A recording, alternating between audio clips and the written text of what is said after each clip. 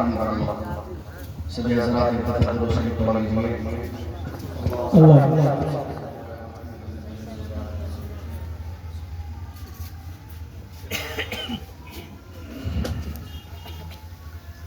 نحمده ونصلي على رسوله الكريم، اما بعد فاعوذ بالله من الشيطان الرجيم، بسم الله الرحمن الرحيم۔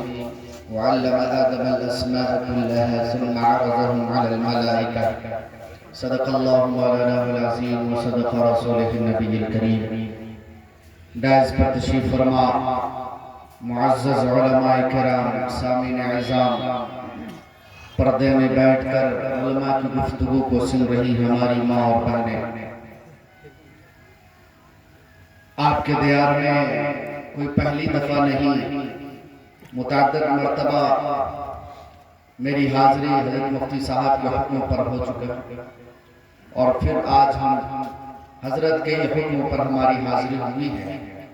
یقیناً حضرت مولانا مفتی زاہد حسین صاحب قاسمی دامت برکاتہ صرف آپ کے اس گاؤں کے لیے ہی نہیں، اس علاقے کے لیے نہیں، بلکہ پورے ضلع مدھے پورہ اور ضلع سہرسہ کے علماء ان کی مجلس میں بیٹھنے پر فخر کرتے ہیں، اور ان کے علوم جو انہوں نے سیکھے ان سے فیضیاب ہو رہے ہیں۔ آپ لوگ بڑے مبارکباد ہیں کہ ایسی ہستی آپ کے اس گاؤں میں ہے، اور ہمیشہ فکر مند رہتے ہیں کہ جب بھی اس علاقے میں کوئی علماء آئے تو فوراً انہیں دعوت دے کر آپ کے اس گاؤں میں بلا لیا کرتے ہیں۔ ہمارے بیچ پیر طریقہ تعارف باللہ حضرت مولانا مفتی تبارک حسین صاحب قاسمی دامت برکاتہ، جو ایک محدث ہونے کے ساتھ ساتھ ایک اللہ کے بڑے ولی ہیں، ان کو بھی حضرت نے آپ کے گاؤں میں لے آئے اور حضرت آرام فرما رہے ہیں۔ انہی کی دعا پر آج مجلس کے اختتام ہونا ہے۔ یاد رکھیے گا کہ کسی بستی میں بار بار علماء کا آنا خیر کا سبب ہے۔ جی بڑی بات ہے، جب علماء آئے تو اس کی قدر بھی ہمیں کرنی چاہیے۔ مفتی صاحب نے جس عظمت کے ساتھ یہ پروگرام کو عمل ملایا، اسی عظمت کے ساتھ آپ حضرات کو بھی بیٹھنا چاہیے۔ اور سب سے بڑی خوشی جو ہم لوگوں کو ہوئی یہاں آنے کے بعد، یہاں کے بچوں کے قرآن کی تلاوت، اور اس کے ساتھ ساتھ بچوں نے جو خطابت اور شعر و شاعری انہوں نے کیا، یقیناً دل خوش ہوا۔ بس ہم سب مل کر دعا کریں کہ اللہ ان بچوں کو اپنے دین کی لیے قبول فرمائے۔ حضرات محترم، مکاتب دینیہ ضروری ہے ابھی ہمارے بچوں کے ایمان کے لیے۔ اگر ہم چاہتے ہیں کہ ہمارے بچے دین پر قائم رہیں، ہمارے بچوں کے دل میں اللہ اور اس کے رسول کی محبت رہے، ہمارا بچہ نبی کا غلام بن کے زندگی گزارے، اور شریعت مطالعہ کے لیے جس طرح کی قربانی دینے کی ضرورت پڑے، ہماری نسلیں وہ قربانی دینے کو تیار ہو جائے، تو مکتب کو زندہ رکھنا پڑے گا۔ آپ کو یہ میں بتا دوں، مدارس اسلامیہ جس کو ہم سب مدرسہ کہتے ہیں، یہ اسلام کا قلعہ ہے، لیکن اس میں پڑھنے والے بچے لاک ڈاؤن سے پہلے 5% تھا، اور لاک ڈاؤن کے بعد گھٹ کر 3.5% ہو گیا۔ جی 90-95% بچے مدرسے نہیں جا رہے، اور جب 90% بچے مدرسے نہیں جا رہے ہیں تو وہ بچے قرآن کو کیسے سیکھے گا، حدیث کیسے پڑھے گا، نماز کیسے سیکھے گا، بڑوں کا ادب اسے کیسے معلوم ہوگا، ماں باپ کا ادب و احترام کیسے جانے گا، اور اپنی زندگی شریعت مطہرہ پر وہ کیسے چلائے گا، تو اس کے لیے مکتب کی ضرورت ہے۔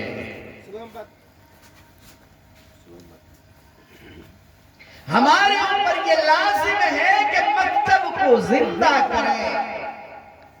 ایک مفتی صاحب اور ان کے ساتھ ساتھ کام کرنے والے علماء نے ایسے پرفتن دور میں اس مکتب کا قیام عمل میں لایا، کیونکہ للپوریا کی سرزمین پر ہر کسی کا بچہ مدرسہ میں نہیں پڑھ رہا ہے،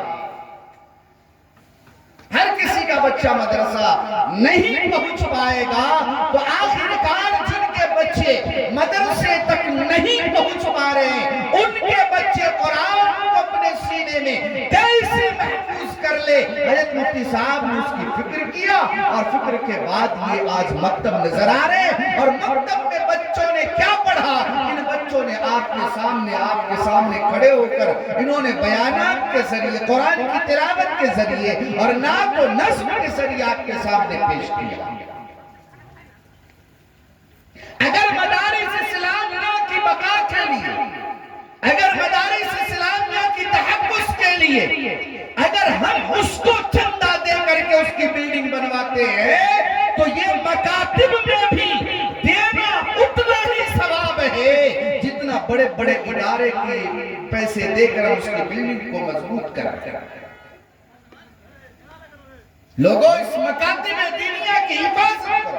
حضرت مولانا ولی صاحب رحمت اللہ علیہ، اللہ ان کی قبر پر کروڑہ رحمت نازل فرمائے، حضرت نے یہ فکر لیا کہ اگر ہر گاؤں کے اندر مکاتب قائم نہ ہوا اور مکتب میں بچے نہ پڑھے تو کہیں وہ دین نہ آ جائے کہ ہمارے بچے تلک لگا کے چلنے والے بن جائے، ہماری بیٹیاں غیروں کے ساتھ بھاگ کر اس کی بستروں کی زینتیں بن جائے۔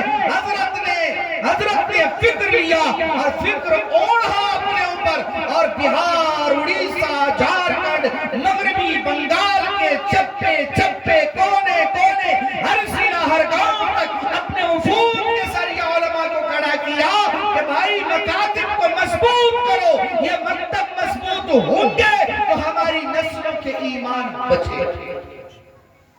تو اس کو آپ یہ ہلکے میں نہیں لیجئے، بڑا کام ہے۔ کیا ہے بھائی؟ ابھی آپ نے عالم اور حافظ کی فضیلتیں سنی ہیں اور مجھے سنانے کی ضرورت نہیں ہے۔ عالم اور حافظ کا بننا فرض کفایہ، اگر میں کوئی ایک بن گیا ادا ہو گیا، اور اگر ہر کسی کا بچہ بن جائے نورن علی نور، وہ اپنے خاندانوں کو جنت میں لے جانے والا بنے گا، اس کے باپ کو سورج سے زیادہ روشن تاج پہنایا جائے گا، حافظ قرآن کو صفات کبریٰ کا، صفات صغریٰ کا حق دیا جائے گا، اور یہ ساری باتیں اپنی جگہ پر ہیں، لیکن جتنا علم کا سیکھنا فرض ہے یہ مکتب سے آپ کو ملے گا کہ بیٹا ہمارا علم اتنا سیکھ لے، قرآن پڑھ لے، نہیں تو آیا شب برات کا موقع، اب بھاگے پھرے سب کے پیچھے، امام صاحب ہو قرآن خوانی کرائے گا، ملی صاحب ہو اب قرآن خوانی کرائے گا، کہا کہ جب آپ نے اپنے بچوں کو پڑھایا ہی نہیں ہے، دوسروں کے تو محتاج ہوں گے نا بھائی، اور دوسرے کا بچہ کیا پڑھے گا وہ ہمیں بھی پتا ہے۔ آج بھی مولانا ہو گئے، کل ہم بھی چھوٹے چھوٹے بچے تھے اور قرآن خوانی کے لیے جاتے، قرآن پر کم دھیان ہوتا تھا، پوروں پر زیادہ دھیان ہوتا، ایک صفحہ پڑھے تو 5 صفحہ پلٹ، اس کا باپ تھوڑے بڑا ہے، مراد تمہارا باپ ہے، جو عظمت کے ساتھ تم پڑھو گے تو دوسروں کی اولاد کیوں پڑھے گی آپ کے لیے؟ کیوں پڑھے گی؟ اس لیے لوگوں اس مکتب کو زندہ کیجیے۔ یہ ہم لوگ آ رہے ہیں، ہمارے پورے مرشد حضرت مولانا احمد نصر بنارسی صاحب دامت برکاتہم، اللہ ان کا سایہ ہم سبوں کے سروں پر دادیر قائم فرمائے۔ حضرت بھی یہاں تشریف لا چکے ہیں، حضرت مفتی صاحب نے کسی کو نہیں چھوڑا، جو بھی بڑے بڑے علماء نظر آتے ہیں وہاں فوراً لے کر کے آتے ہیں، چاہے وہ 5 منٹ کے لیے اپنے قدم مبارک رکھ کے جائیں۔ حضرت جس وقت میں آئے تھے، جس حالت میں یہ مکتب، اسی حالت میں آج تک ہے، اسی حالت میں آج تک، ایسا تو نہیں ہونا چاہیے نا۔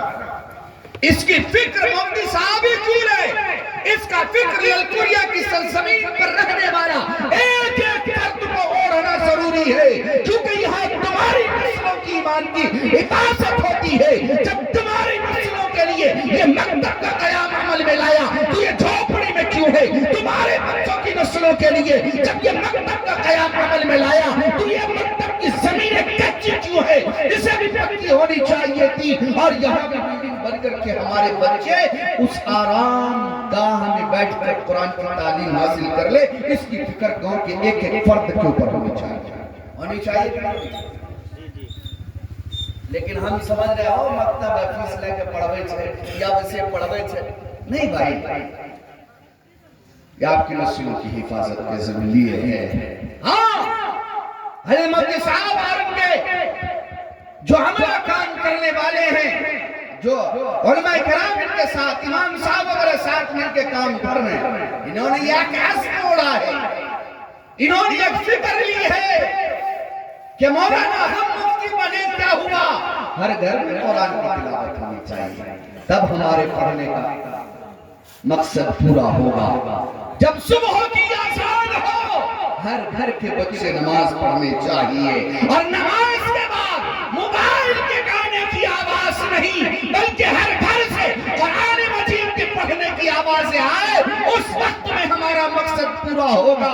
یہ مفتی صاحب اور امام صاحب اور یہاں کے علماء نے جو یہ فکر ہو رہا ہے یہ اسی وقت کامیاب ہوگا جب آپ ان کے ساتھ قدم سے قدم ملا کے چلیں گے انشاءاللہ. چلیں گے انشاءاللہ. ہر جگہ چندہ دے چھے ہمارا یہاں سے لے جائے چھے لے جا رہے وہ چندہ یہاں بھی لگ سکتا ہے. اس کو ہم یہ امید کر کے جائیں کہ انشاءاللہ اگلی دفعہ جب ہم لوگ آئیں گے تو یہاں کچھ پکا ملے گا.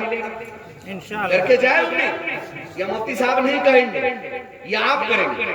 اور آپ بھی امام صاحب و مفتی صاحب اور بھی حضرات علماء کرام آپ اسے ابھاریں گے کہ مولانا صاحب ہمارا مکتب ہی رہے گا، لیکن مکتب ایسا رہے گا کہ اس پورے علاقے میں پیغام پہنچے گا کہ مدرسے کے بعد مکتب بھی ایسا ہوا کرتا ہے. ٹھیک ہے انشاءاللہ. بچہ ہر کوئی اس مکاتب کے اندر اپنے بچوں کا داخلہ کرے. اگر مفتی صاحب کا فری میں پڑھے گا فری میں تو مفتی صاحب کو کہیے گا فری میں نہیں پڑھے، پیسہ دے گا پڑھے. جماعت کے ساتھ کتنے بیٹھے ہیں جن لوگوں نے 3 دن 40 دن 4 مہینے لگائے، تھوڑا ہاتھ کھڑا کیجئے گا، کھڑا کیجئے گا. ماشاءاللہ ماشاءاللہ ماشاءاللہ. ایک بات بتائیے کہاں سیکھ کیا ہے؟ دین سمجھنا ہے تو اپنا وقت، ٹھیک ہے، اپنا مال، میں صحیح بول رہا ہوں، اپنا وقت، اپنا مال اور اپنی صلاحیت یہ آپ لگاؤ گے تو دین کی عظمت سمجھ میں آئے گی. تو یہ مکتب میں جو پڑھایا جاتا ہے یہ دین نہیں ہے تو دنیا ہے. دین ہے نا.